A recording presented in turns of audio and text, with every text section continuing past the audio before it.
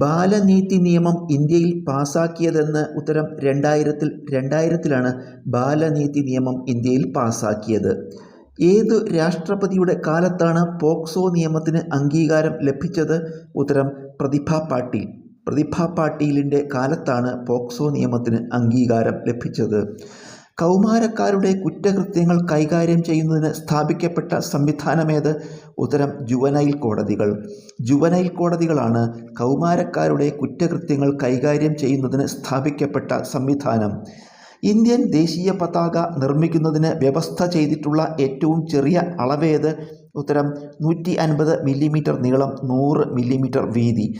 150 millimetre നീളം, 100 millimetre വീതി ആണ് ഇന്ത്യൻ ദേശീയ പതാക നിർമ്മിക്കുന്നതിന് വ്യവസ്ഥ ചെയ്തിട്ടുള്ള ഏറ്റവും ചെറിയ അളവ്.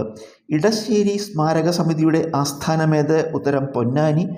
പൊന്നാനിയാണ് ഇടശ്ശേരി സ്മാരക സമിതിയുടെ ആസ്ഥാനം. ചേരമാൻ പെരുമാളിൻ്റെ വിഗ്രഹം സ്ഥാപിച്ചിട്ടുള്ള ക്ഷേത്രമേത്? ഉത്തരം തിരുവഞ്ചിക്കുളം. തിരുവഞ്ചിക്കുളം ആണ് ചേരമാൻ പെരുമാളിൻ്റെ വിഗ്രഹം പ്രതിഷ്ഠിച്ചിട്ടുള്ള ക്ഷേത്രം. എടത്വ പെരുന്നാൾ ആഘോഷിക്കുന്നത് ഏതു മാസത്തിലാണ്? ഉത്തരം മെയ് മാസത്തിൽ. മെയ് മാസത്തിലാണ് എടത്വ പെരുന്നാൾ ആഘോഷിക്കുന്നത്. മലയാള സർവകലാശാലയുടെ ഔദ്യോഗിക പ്രസിദ്ധീകരണം ഏത്? ഉത്തരം എഴുത്തോല. എഴുത്തോലയാണ് മലയാള സർവകലാശാലയുടെ ഔദ്യോഗിക പ്രസിദ്ധീകരണം. JCB പുരസ്കാരത്തിന് അർഹനായ ആദ്യ മലയാളി ആര്? ഉത്തരം ബെന്യാമിൻ. ബെന്യാമിനാണ് JCB പുരസ്കാരത്തിന് അർഹനായ ആദ്യ മലയാളി. മനുഷ്യർ നിഴലുകൾ എന്ന യാത്രാവിവരണം രചിച്ചതാര്? ഉത്തരം MT വാസുദേവൻ നായർ. MT വാസുദേവൻ നായരാണ് മനുഷ്യർ നിഴലുകൾ എന്ന യാത്രാവിവരണം രചിച്ചത്.